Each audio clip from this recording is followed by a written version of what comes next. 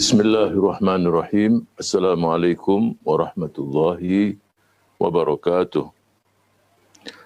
Alhamdulillahirabbil alamin wassalatu wassalam ala asyrafil anbiya'i wal mursalin sayyidina wa nabiyyina wa habibina wa maulana Muhammad wa ala alihi wa sahbihi wa man ittaba'a hudahu ila yaumiddin, amma ba'd. Alhamdulillah wa syukrulillah wa la haula wa la quwwata illa billah. Yang saya hormati dan saya muliakan Gubernur Daerah Istimewa Yogyakarta Sri Sultan Hamengkubuwono ke-10. Mudah-mudahan Allah selalu memberikan kesehatan, keafiatan untuk beliau dan seluruh keluarga dalam memberikan perhatian, pelayanan, dan pengabdian untuk masyarakat daerah Yogyakarta dan seluruh masyarakat kita di Indonesia. Kemudian yang saya hormati Ketua DPP Bidang Pembinaan Wilayah Jatijaya, yang saya hormati anggota DPR RI Dapil Daerah Istimewa Yogyakarta, anggota DPRD Daerah Istimewa Yogyakarta, DPTW Daerah Istimewa Yogyakarta, Ketua Bidang DPW PKS Daerah Istimewa Yogyakarta, Ketua MPD, Ketua-Ketua dan Sekretaris DPD, hadirin dan hadirat saudara-saudara yang saya muliakan dan saya banggakan. Sebelum saya memulai, saya ingin mengingatkan saudara-saudara struktur PKS di daerah Istimewa Yogyakarta. Saya ingin saudara-saudara sekalian meningkatkan syukur puji kehadirat Allah. Saudara berada di daerah Istimewa Yogyakarta bersama Gubernur yang benar-benar mencintai dan melayani rakyat. Ini kita bersyukur. Saya berharap kader-kader PKS banyak belajar dari Sri Sultan Hamengkubuwono ke-10. Ya, dan Allah Subhanahu wa taala berfirman, "Wa qalilun min ibadiyas syakur," sedikit dari hambaku yang bersyukur. Bayangkan Sri Sultan Hamengkubuwono ke-10, berarti sudah berapa ratus tahun ya, keluarga besar ya, kesultanan di daerah Yogyakarta itu yang memberikan pelayanan kepada rakyat, mencintai rakyat. Saya itu berharap mudah-mudahan semangat untuk membangun bangsa dan negara ini muncul dari kecintaan kepada seluruh anak bangsa, apapun sukunya, apapun agamanya, apapun daerahnya. Kalau itu terjadi di setiap daerah, saya yakin bangsa ini akan menjadi bangsa yang besar. Jadi untuk di daerah Istimewa Yogyakarta ini, daerah yang sangat istimewa karena kader dan DPW Partai Keadilan Sejahtera dan seluruh kader di sana memiliki gubernur yang saya yakin dari hati yang paling dalam, Sri Sultan Hamengkubuwono dan seluruh keluarga, turun-temurun benar-benar mencintai dan membela rakyat. Nah ini. Jadi bukan karena masa tertentu saja memimpin, tapi memang sudah ratusan tahun selalu memberikan perhatian penuh kepada masyarakat. Saudara-saudara sekalian, saya memberikan apresiasi. Rakerwil ya, DPW PKS sudah berjalan dengan lancar. Nah, sekarang tinggal bagaimana merealisasikan kesepakatan dan hasil-hasil dari Rakerwil itu sendiri. Nah, kalau ini perlu kita bergandengan tangan, perlu bekerja bersama-sama. Karena Allah Subhanahu wa taala berfirman dalam surat Ar-Ra'd, surat ke-13 ayat 11, "Innallaha la yughayyiru ma biqaumin hatta yughayyiru ma bi anfusihim." Allah tidak akan merubah nasib suatu kaum sampai kaum tersebut mau merubah diri mereka sendiri. Jadi perubahan itu harus muncul dari mereka-mereka yang menginginkan perubahan. Yang kita inginkan adalah perubahan kepada yang lebih baik, kepada yang mendapatkan keridhaan Allah Subhanahu wa taala, dan bersama-sama kita membangun bangsa dan negeri kita. Saya kasih contoh sederhana. Jadi optimisme dalam kita berbuat itu harus, tidak boleh putus asa. Apalagi mengatakan dengan bahasa-bahasa yang dilakukan oleh sebagian masyarakat kita, ini sudah takdir. Ya, umpamanya suara kita PKS, wah sudah takdir kita begini. Ya rubah dari takdir kepada takdir yang lebih bagus. Jadi bahasa itu bahasa mereka-mereka yang lemah. Ustadz, Habib, ini udah takdir kita begini. Ya, yang tahu takdir kamu siapa? Ya, kadang-kadang kita dapatkan orang yang bodoh, orang yang miskin. Saya takdirnya sudah begini. Saya ditakdirkan miskin. Saya ditakdirkan jadi orang yang bodoh. Nah, itu bahasa ini adalah bahasa orang-orang yang lemah. Yang pertama, dia tidak tahu takdir. Karena yang menentukan takdir hanya Allah Subhanahu wa Ta'ala. Olehnya itu, rubah dan pindah dari satu takdir ke takdir yang lain. Jadi kalau yang sudah kita dapatkan, kita capai di daerah istimewa Yogyakarta, dengan sekian persen, ya tingkatkan. Tingkatkan bagaimana caranya? Nah, dengan kita terus melayani, dan terus kita membela rakyat, dan saya ingatkan lagi, teruslah kita mengambil arahan, nasihat dari Sri Sultan, insya Allah PKS akan menjadi partai yang besar di daerah istimewa Yogyakarta. Dan saya berharap dari daerah istimewa Yogyakarta ada gelombang besar untuk kemenangan PKS di seluruh Pulau Jawa. Siap untuk membuktikannya? Takbir, Allahu Akbar, merdeka. Jadi kalau kita punya kemauan, pasti akan ada hal-hal yang bisa kita lakukan. Umar bin Abdul Aziz, contoh dalam sejarah, ya, memimpin dalam masa tidak sampai 3 tahun, tapi dia mampu merubah dan mendapatkan keberkahan dari Allah Subhanahu wa Ta'ala. Nanti di penghujung kata-kata saya ini atau sambutan saya ini, saya akan memberikan sedikit tentang penjabaran dari surat Al-Muzammil. Selama 3 tahun terjadi perubahan besar. Tahun pertama masih banyak masyarakat yang mendapatkan atau menerima zakat sebagai mustahik. Tapi di tahun ketiga, mereka sudah tidak menerima lagi. Walaupun belum menjadi muzaki, tapi mereka tidak menjadi lagi sebagai mustahik. Mereka-mereka yang akan memberikan uang zakat kepada mereka, yang tadinya mustahik, mereka sudah mengatakan kami sekarang cukup. Bayangkan. Jadi mereka pun tidak lagi mau menerima uang zakat karena dia merasa sudah cukup, kehidupannya semakin baik. Dan data di masyarakat terbukti, hanya waktu 3 tahun. Kenapa semua itu terjadi? Di samping masyarakat yang sehat, pemimpin yang ikhlas, dan keberkahan dari Allah Subhanahu wa Ta'ala. Kita lihat Kaisar Hirohito coba di Jepang. Bom Hiroshima dan Nagasaki.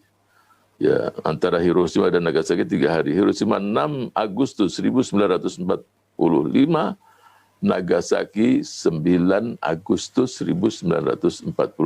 Dengan jumlah yang luka, yang meninggal mungkin mendekati 300.000. Ya, Kaisar ketika datang di lokasi tersebut, yang ditanyakan, berapa jumlah guru yang ada.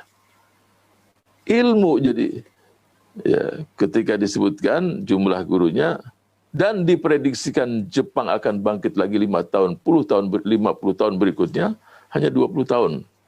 Jepang mampu kembali, kuat kembali, dan bangkit dari kehancuran dan kerusakan ilmu. Saya berharap juga melayani dan membela masyarakat, bukan hanya masalah yang berkaitan dengan keluhan mereka, tapi pendidikan juga penting. Bagaimana masyarakat pun semakin cerdas, semakin pintar, dan daerah istimewa Yogyakarta tidak perlu lagi diragukan sebagai kota pelajar. Jadi dalam waktu 20 tahun, para jenderal saat itu mengatakan kami siap. Dia menganggap dengan kekuatan strategi, kekuatan perang. Kaisar mengatakan, coba, kalau hanya dengan perang dan tempur, ya kita kalah sekarang. Ya, buktinya sekutu mampu, Amerika mampu membuat bom atom, dan kita tidak mampu. Saya kembali mengatakan bahwa tidak boleh ada perasaan sudah takdirnya demikian, atau perasaan bahwa ya kita tidak mungkin semacam pesimis, putus asa. Semua ini harus kita hindari.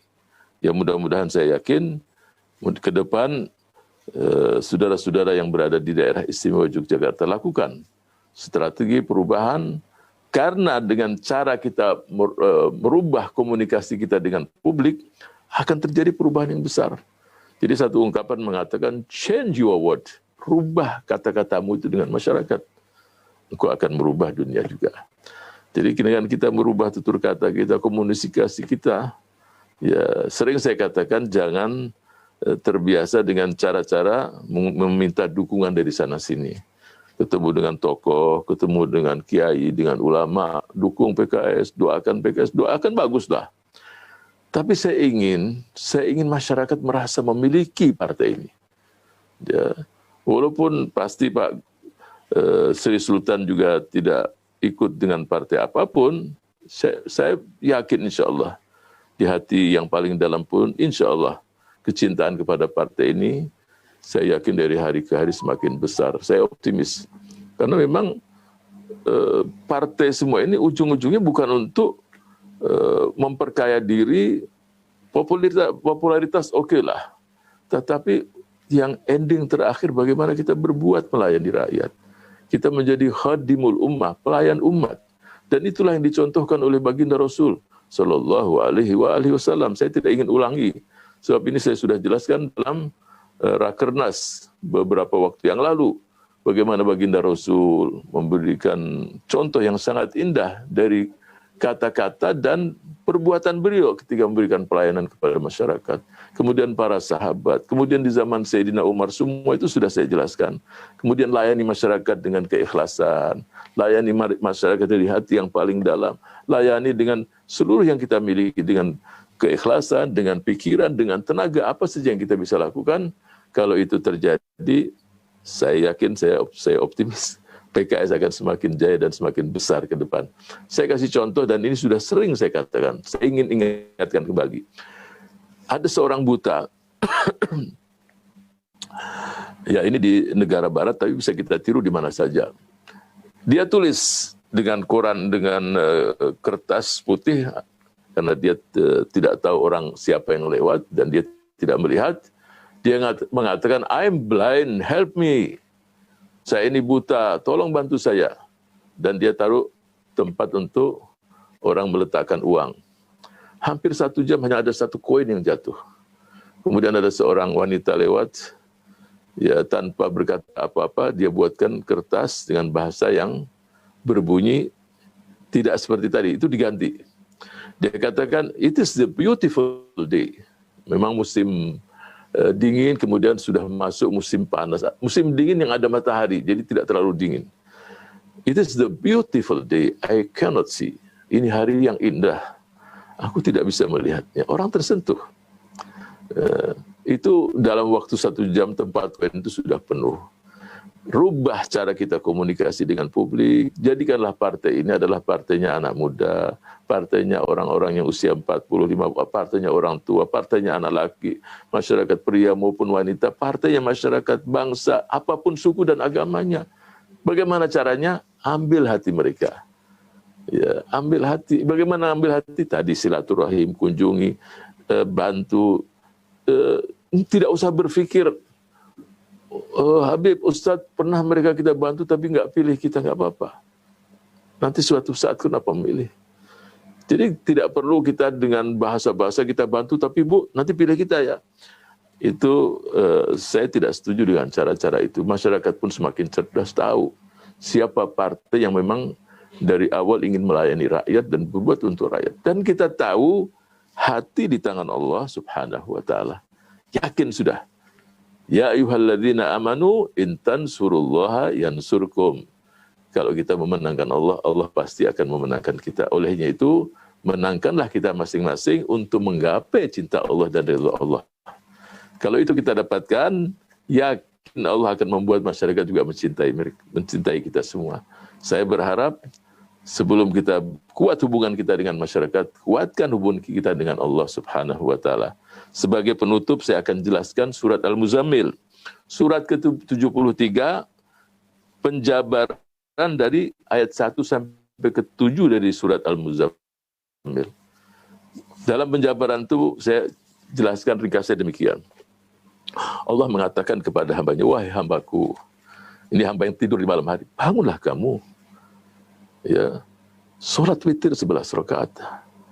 Si hamba ini mendengar, aku lelah ya ilahi, aku capek seharian penuh, aku tidak sanggup tidur. Allah pun memanggil hambanya lagi, wahai hambaku, kalau engkau tidak mampu 11 rakaat, Sholatlah 2 rakaat, kemudian ditambah dengan 1 rakaat sholat witir. Aku rindu mendengar suaramu, wahai hambaku. Ya. Terus si hamba tadi ini pun, aku capek ya Allah. Seharian penuh dan aku sekarang sangat mengantuk. Kemudian Allah berkata kepada hamba tadi, wahai hambaku, kalau kamu tidak sanggup dengan 2 rakaat ditambah 1 rakaat sholat witir, janganlah lupa engkau ketika mau tidur, engkau berdoa ya, dan menyebutkan namamu. Ketika Allah mengatakan demikian kepada si hamba tadi, kenyataannya hamba tadi sudah lelap. Kemudian Allah mengatakan kepada malaikatnya, wahai malaikatku, kalau sudah mau terdengar adzan subuh, bangunkanlah hambaku tersebut. Malaikat pun melaksanakannya. Kemudian menghadap kepada Allah, wahai Rabb, wahai Ilahi, wahai Allah, duhai Allah yang maha berkuasa, aku sudah membangunkannya. Dia bangun, kemudian dia tidur lagi. Ya. Kemudian Allah pun berkata kepada malaikat tadi, wahai malaikatku, bisikanlah. Bisikanlah. Subuh sudah hampir habis, hampir terbit matahari. Bangun sebelum habis waktu subuh. Malaikat pun mengatakan dia tetap lelap, wahai Ilahi. Kemudian malaikat pun mengatakan kepada Allah Subhanahu wa taala, duhai Ilahi, apa kamu tidak murka dengan hamba yang demikian tadi, yang sudah dibangunkan, yang juga tidak melaksanakan? Kemudian Allah Subhanahu wa taala berkata, wahai malaikatku, hamba-Ku tidak punya siapapun Tuhan selain Aku.